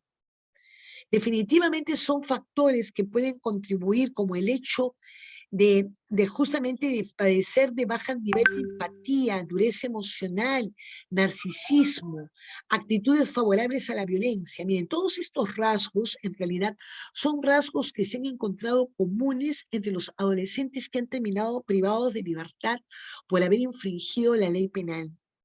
Y en realidad el bullying, o sea, esta conducta de bullying puede ser una manifestación inicial de la violencia, o todavía que no produce los efectos que podría esperarse que produzcan a futuro. Por eso es necesaria una intervención pronta. Nosotros tenemos el modelo de responsabilidad, o sea, hoy en día atribuimos responsabilidad penal a los adolescentes mayores de 14 años, ¿no? Y buscamos justamente con ello también buscamos con ello reparar a la víctima. De allí que lo que les había dicho más temprano, qué importante este tema de lo restaurativo, ¿no? O sea, enfrentar al adolescente con las consecuencias de lo que hizo. Buscar restaurar a la víctima. Es que esa es una forma de que este adolescente asuma su responsabilidad, conozca el daño producido y tenga a partir de conocimiento de este daño la posibilidad de repararlo. Al momento que repara, este adolescente se va a sentir, no estamos hablando de reparación económica, sino alguna conducta, como habíamos dicho, que este asuma de manera voluntaria para disminuir los efectos lesivos o dañinos de lo que ha sido su conducta. Por lo tanto, toda justicia reparadora, ¿no? Toda acción reparadora, tiene como mira favorecer a la comprensión del objetivo de las normas que han sido instaladas y a su vez, por lo tanto, cumple una finalidad educativa. Esta justicia restaurativa, la cual tanto mencionamos, hace que el autor asuma su responsabilidad, hace que se restaure a la víctima, pero también logra que el adolescente sea integrado a la comunidad, porque como se ha generado un aprendizaje de lo que les es exigido socialmente, este va a tener oportunidad de reintegrarse a la sociedad como un actor positivo. Y bueno, esta justicia restaurativa tiene la participación de la víctima, la responsabilidad del ofensor, ¿no? El encuentro con la víctima y la comunidad, y les hablaba yo de los círculos restaurativos, el esclarecimiento de la verdad, la reparación a la víctima, sanar relaciones y construir comunidad, preparar las bases para la reconciliación, ¿no? Que este sujeto, cuando vio a la víctima, no la vio como una persona, la vio como el sujeto de su burla, como el sujeto, como a través de la víctima logró un reconocimiento. Porque también estos niños o adolescentes son necesitados de algún tipo de reconocimiento. Como no tienen ningún reconocimiento, no logran ningún reconocimiento, finalmente lo alcanzan un reconocimiento por actos antisociales que cometen, por parte de sus pares, ¿no? Sus congéneres que se burlan, que lo apañan, que lo respaldan. Entonces es un tipo de reconocimiento. También, pues, el reconocimiento de las víctimas, el reconocimiento de responsabilidad, la satisfacción de los derechos de las víctimas, porque hay que adoptar no solamente medidas correctivas, sino también medidas de protección. O sea, ¿qué vamos a hacer para que esta víctima no vuelva a sufrir su condición de víctima? Participación de las víctimas, el esclarecimiento de la verdad, la reparación de las víctimas, las garantías de protección y seguridad de las víctimas, la garantía de no repetición, el principio de reconciliación, el enfoque de derechos y la reparación integral para la construcción de paz, ¿no? Bueno, en realidad este tema que no se conoce mucho de un adolescente que infringe la ley penal, como le dije, puede ser hasta privado de libertad, ¿no? O sea, y el bullying, como les dije, puede ir aparejado de una transgresión a la ley penal. Pero a la par también hay medidas accesorias, cuando por ejemplo un chico se le mantiene en libertad, se establecen algunas reglas de conducta, ¿no? Como por ejemplo, se le da prestación de servicio a la comunidad o libertad restringida, pero a la par se le prohíbe, por ejemplo, que consuma drogas, se les hace matricular en la escuela, bueno, eso cuando está en libertad, cuando la infracción no es muy grave, pero cuando la infracción es grave, se le priva de libertad y nosotros tenemos establecidos algunos parámetros para ver cuánto procede, ¿no? Un chico que, por ejemplo, ha cometido bullying, ¿no? Y ha cometido infracciones en general, de repente, digámoslo que infracciones leves, ¿no? Lesiones leves. El adolescente puede ser privado de libertad hasta de 1 a 4 años, ¿no? Pero cuando, por ejemplo, estamos hablando de lesiones graves y tiene entre 14 y 16 años, puede ser privado de 3 a 5 años de libertad. Y cuando tiene 16 a 18 años, puede ser privado de libertad de 4 a 6 años, ¿no? Aquí están listadas las infracciones graves, como ven ustedes. Infracciones graves están el tema de lesiones graves, está dicho en la columna de la izquierda, como pueden ver ustedes.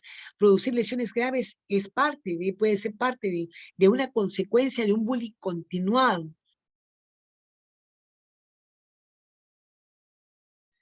¿Cuándo se considera lesiones graves o lesiones leves?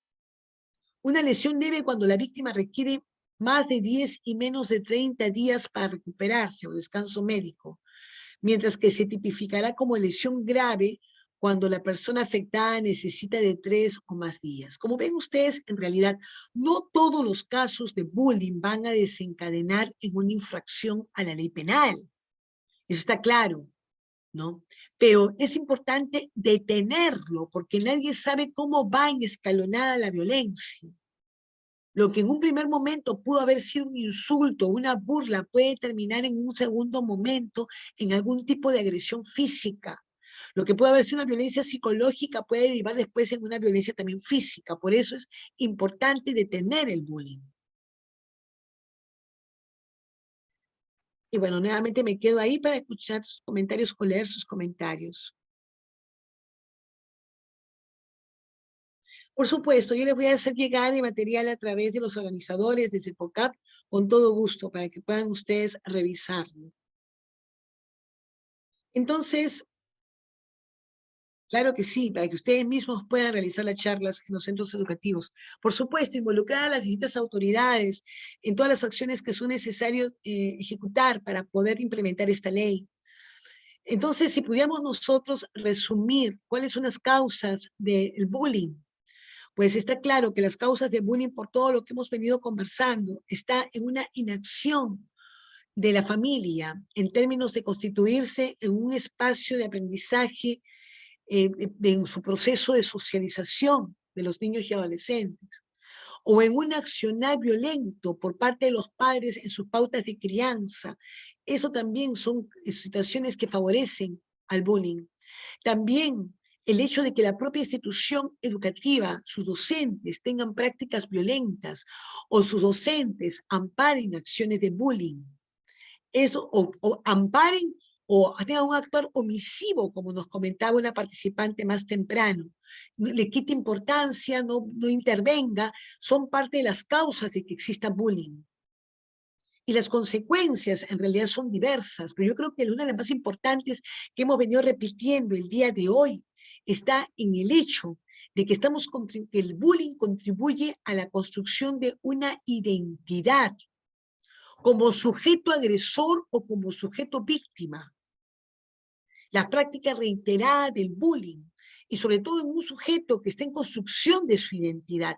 Estamos hablando de niños y adolescentes, en donde también una consecuencia es sentirse respaldado, reconocido, el sujeto agresor, por estas conductas antisociales, por parte de algunos miembros de su entorno inmediato, sus compañeros. Y esto va afianzando en él, pues, ¿qué cosa? Va afianzando su identidad como agresor. Otras consecuencias, pues, a la identidad, yo creo que la identidad es el factor más importante. Pero en realidad también creo yo que está, pues, todas las reacciones que tienen lugar con un sujeto que ha sido víctima. Un sujeto que ha sido víctima, pues es sujeto que en realidad baja su autoestima, tiene intentos de autolesión continua, es un sujeto que se aparta, se aísla, a tal punto que es capaz de justamente en un momento determinado no desear ir a la escuela, porque sabe que en la escuela pues está el sujeto agresor. Entonces las consecuencias pueden verse desde la víctima, pueden verse desde el sujeto agresor que continúa consolidando una identidad como agresor y continúa consolidando una identidad como víctima, sino también en la propia institución educativa hay consecuencias, porque existe lo que se llama el clima institucional.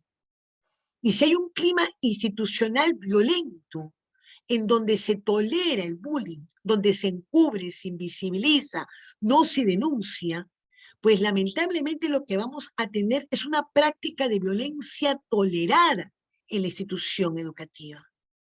Y esta práctica de violencia, pues en realidad se va a terminar replicando en distintos espacios y niveles. Y esto va a afectar de distintas maneras a los educandos, porque nos vamos a encontrar con un clima institucional de no calma, sino de estrés. Y donde hay estrés, no hay aprendizaje. Para generar aprendizaje, para que verdaderamente la institución educativa se forje como esa institución que decíamos más temprano, ¿no? Como esta institución, como decíamos, pues, como esa institución que contribuye a la construcción de ciudadanía, como esa institución segura y libre de toda forma de violencia, basada en el respeto de los derechos fundamentales de las personas. Esa institución que favorece a que el niño pueda lograr, pues, un aprendizaje en una sociedad libre, con espíritu de comprensión, paz y tolerancia. Una institución de protección digna y segura. Todo eso es lo que se aspira de la institución educativa. Entonces, si es que hay bullying, no se forjarán estos objetivos en la escuela. Y a la par también, como hemos dicho, cuando hay bullying, una consecuencia grave es que si la institución no interviene, si las autoridades no intervienen en una institución, se vuelven cómplices del sujeto agresor. Y al volverse cómplices con su actuar omisivo, lo que ocasionan es incurrir en una contravención. Artículo 169 del Código de Niños y Adolescentes, porque la máxima autoridad de la institución educativa no cumplió con su rol que está propiamente dicho, como lo hemos venido diciendo, en el artículo 18 del Código de Niños y Adolescentes, que es la obligación de proceder a la denuncia, y no hacerlo es incurrir en una conducta omisiva. La consecuencia es una consecuencia grave que ocasiona el bullying cuando una institución educativa no interviene, es que esta pueda ser multada. Puede ser multada por no haber dado cumplimiento a las exigencias de ley de instituir todo este mecanismo, ¿no?, de CONEI, de todos estos actores que tienen un rol importante que jugar en lo que es detectar, atender, prevenir, ¿no?, y establecer los mecanismos correctivos y de protección que sean necesarios para que la institución educativa no se constituya en un espacio de violencia. Bueno, esto es lo que quería compartir con ustedes. En realidad les agradezco bastante por su atención. No sé si habría alguna otra pregunta.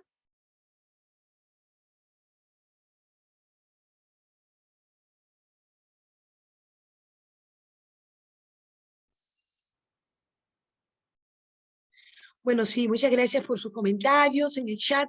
Yo creo que ustedes tienen una gran responsabilidad al ser destinatarios de todo lo que son esos aprendizajes de lo del bullying, pues ustedes tienen el rol de buscar, replicar sus aprendizajes, transmitirlos, para finalmente hacer que la comunidad educativa se vuelva en un espacio verdaderamente de aprendizaje, como hemos dicho, no solamente con respecto a conocimientos a nivel cognitivo, sino fundamentalmente también en aprendizajes en la construcción de ciudadanía.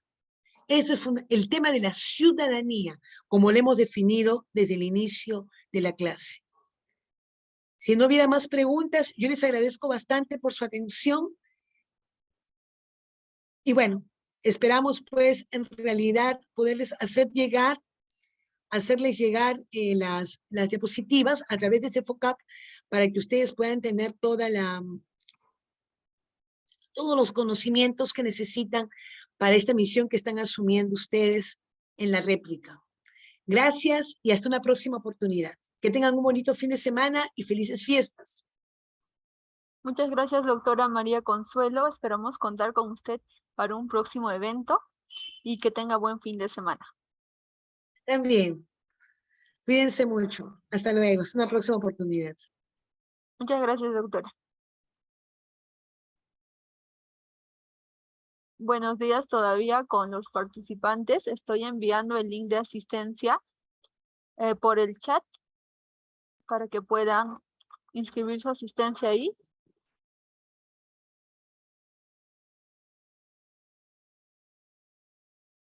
El material que usó la doctora se va a subir a su aula virtual el día lunes, el material y también la clase grabada del día de hoy.